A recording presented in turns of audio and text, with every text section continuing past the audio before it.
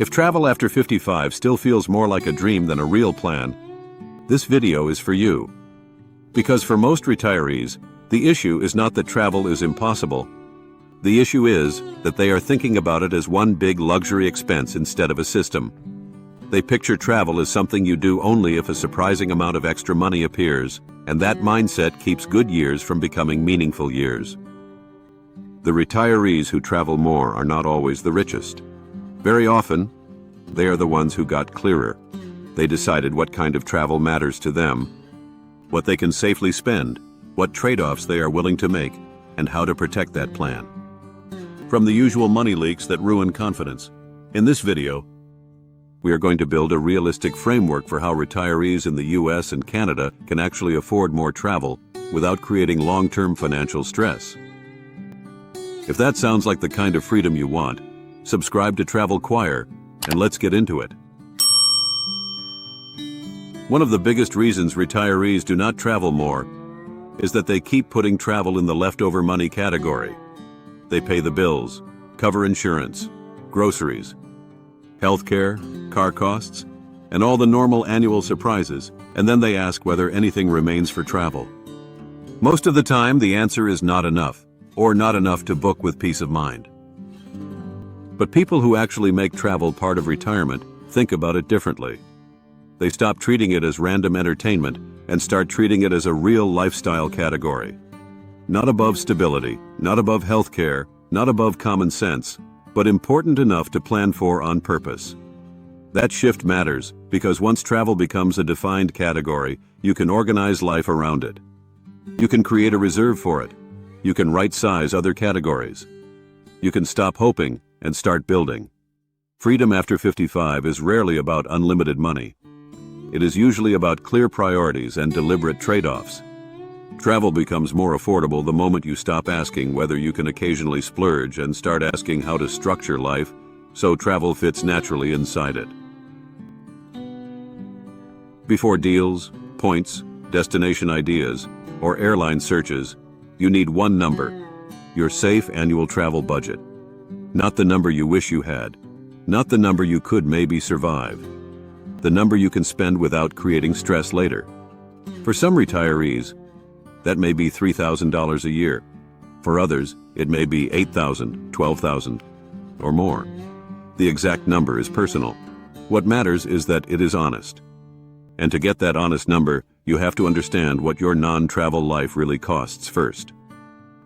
This is where many people go wrong. They think about the trip before they understand the base. They underestimate home maintenance, dental work, gifts, inflation, prescription costs, insurance increases, car repairs, and the many small categories that quietly consume margin. Then they treat travel as affordable because one trip seems manageable, while ignoring the bigger picture. So the smarter approach is to define the cost of your stable year first. What does it take to live your normal life well and safely? Once that is clear, you can look at the remaining margin and decide what portion can realistically go toward travel. That number becomes powerful because it protects you from emotion-driven decisions. A cheap trip that strains the rest of your year is not affordable. A somewhat pricier trip that fits the system may be far wiser. When you know your safe number, you stop reacting to deals and start choosing with clarity. Many retirees focus too much on finding cheaper trips, and not enough on reducing the cost of regular life.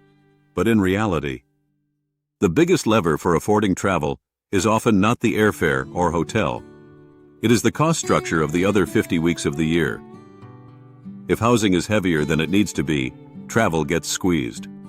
If you are carrying more car expense, subscriptions, storage, convenience spending, or monthly leakage than you realize, travel gets crowded out before planning even begins. That is why some retirees with moderate incomes travel consistently, while others with higher incomes still feel stuck. The difference is often not earnings, it is structure. A more travel-friendly retirement may mean downsizing, relocating, reducing car dependency, simplifying recurring bills, or becoming more intentional about how money flows every month. It may mean saying no to habits that feel normal, but do not add much value, in exchange for experiences that matter more. That is not deprivation, It is alignment.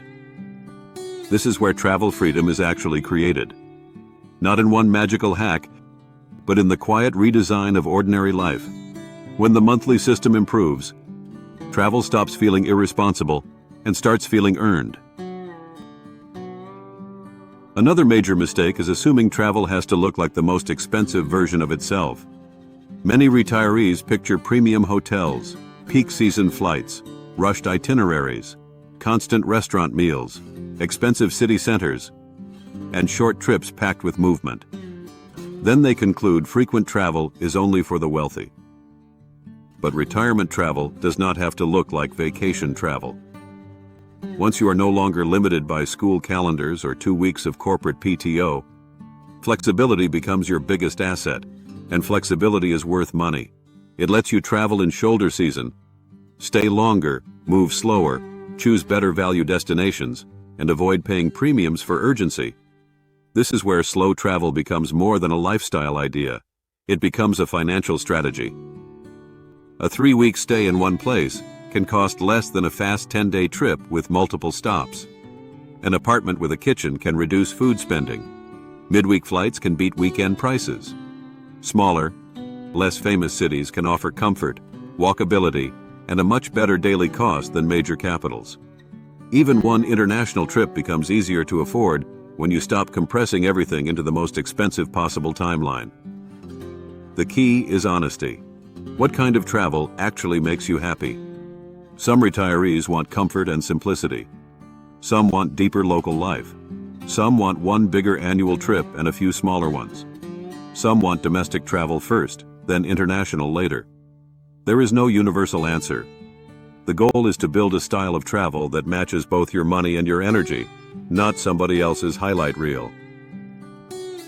If you want a practical way to compare travel styles, trip structures, and common cost traps, check the resources linked in the description. They can help you build a smarter plan without overcomplicating it. Once you know your safe number and the style of travel that fits it, the next move is simple. Create a dedicated travel fund, not in your head, in your system. A separate savings bucket or account that exists specifically for travel. This matters because money that stays mixed into daily cash flow usually gets absorbed by daily life. A home repair shows up. Holiday spending expands. Family needs appear. A few random, just this once decisions happen. And slowly, the travel plan disappears. But when travel has its own place, it becomes visible and protected.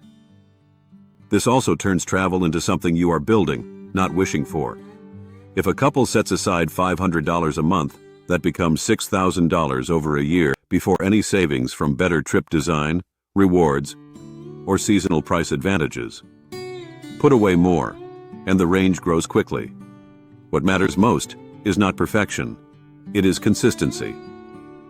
A dedicated fund also changes the emotional side of planning. Booking feels calmer when the money already exists.